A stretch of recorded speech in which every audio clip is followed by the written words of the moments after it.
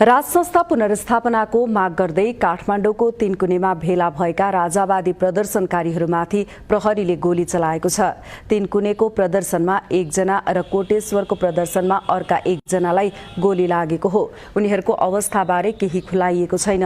राजावादीहरू 1 बजेतिर तीनकुनेमा भेला हुने क्रम जारी रहेकै बेला प्रहरीले प्रदर्शनकारीहरूमाथि अश्रु ग्यास प्रहार गर्नुको साथै लाठीचार्ज गरेपछि प्रदर्शनकारीहरू भड्केका हुन्। प्रहरीले तीनकुने पार्कभित्र आमसभाका लागि बनाइएको मञ्चमै ताकेर अश्रु ग्यास प्रहार गरेको थियो भने घर छतहरूबाट समेत प्रदर्शनकारीहरूमाथि ढुङ्गा प्रहार भएको प्रत्यक्षदर्शीहरूले बताएका छन्।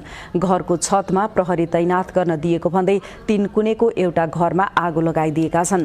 प्रदर्शनकारीहरू नयाँ बानेश्वरतर्फको निषेधित क्षेत्रमा प्रवेश गर्न खोजेको बहानामा प्रहरीले अन्धाधुन्ध लाठीचार्ज गर्दा थुप्रै प्रदर्शनकारीहरू घाइते भएका छन्। अश्रु ग्यास प्रहार र लाठीचार्जपछि तीनकुनेमा भेला हुँदै गरेका राजावादीहरू तितरबितर भएका थिए। केही समयपछि उनीहरू पुनः संगठित भएर प्रहरी विरुद्ध ढुङ्गामुढामा उत्रिएका थिए। प्रदर्शनकारीहरूले कोटेश्वरमा एउटा सरकारी गाडी जलाइदिएका छन्। कोटेश्वर प्रहरीको प्रहरी प्रभागमा पनि आगजनी गरेका छन्। त्यसैगरी प्रदर्शनकारीहरूले नेकपा एकीकृत समाजवादीको पार्टी कार्यालयमा आगजनी गरेका छन्। माओवादी मुख्यालयतर्फ अघि बढेपछि माओवादी कार्यालयको सुरक्षार्थ ठूलो संख्यामा प्रहरी तैनात गरिएको छ।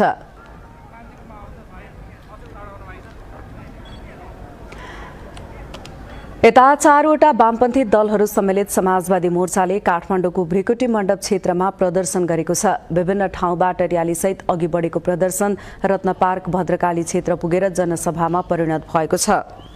सभामा नेकपा माओवादी केन्द्रका अध्यक्ष पुष्पकमल दाहाल, एकीकृत समाजवादीका अध्यक्ष माधव कुमार नेपाल, नेपाल समाजवादी पार्टीका अध्यक्ष महेन्द्र राय यादव र नेकपाका महासचिव नेत्र विक्रम चन्दले सम्बोधन गरेका छन्।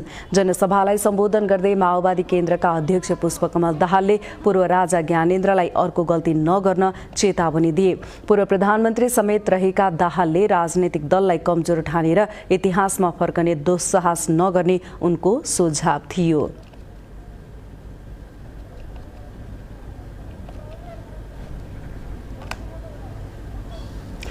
गणतन्त्रवादी 4 दलीय मोर्चाले गणतन्त्रको पक्षमा आज प्रदर्शन गरेको हो।